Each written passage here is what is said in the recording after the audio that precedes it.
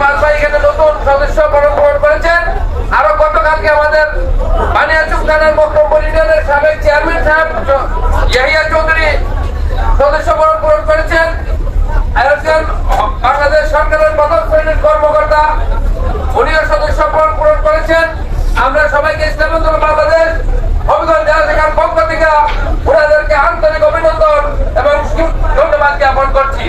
সম্মানিত উপস্থিতি, আরো যারা নতুন বাইরে আসছেন, আপনাদের কাছে যদি মনে করেন হুজুরের বয়ান যেটা বলছেন যে হুজুর কোরআনের হাদিসের আলোকে যে সমস্ত কথা বলছেন, একটি উদাহরণ স্বরূপ গতকাল সন্ধ্যার সময় যে বয়ানটি হয়েছে যে অনেক মুসল্লি অনেক নামাজ পড়বে, রোজা রাখবে, হজ করবে, জাকাত দিবে, তাহাজ্জুদ পড়বে, তসবিহ পড়বে, কিন্তু কিয়ামতের দিন তার আমলনামায় দেখবে হাজার হাজার মদের গুনাহ, হাজার হাজার জিনার গুনাহ, হাজার হাজার অপহরণের গুনাহ, ধর্ষণের গুনাহ, চুরির গুনাহ। এই সমস্ত গুনার তালিকা যখন তার হাতে পৌঁছবে, সে বলবে আল্লাহ আমি তো জীবনে এই সমস্ত কাজ করি নাই।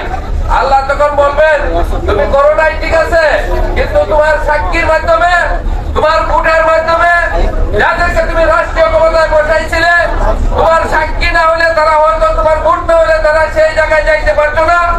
এই তোমার ভোটের কারণে, তোমার সাক্ষীর কারণে গিয়ে তারা যে সমস্ত অপকর্ম করেছে, সেই অপকর্মের অংশ হিসেবে তোমার আমলনামায় আসছে।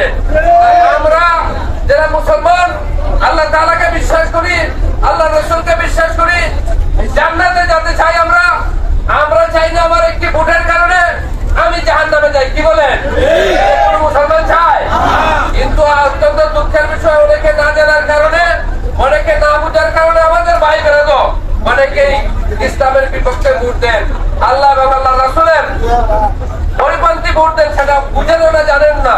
তাই যেহেতু আসছেন, বসছেন, শুনছেন, আল্লাহ তাআলা হয়তো বা ভুল দিয়েছেন। এর মধ্যে যারা এখানে আছেন, যদি কেউ সদস্য পূরণ করতে চান, আমাদের এখানে নেতৃবৃন্দ আছেন, সদস্য পূরণ করবেন। যে পর্যায়ে অনুমতি পেশ করার জন্য অনুরোধ করছি হবিগঞ্জ সদর উপজেলা জালালাবাদ গ্রামের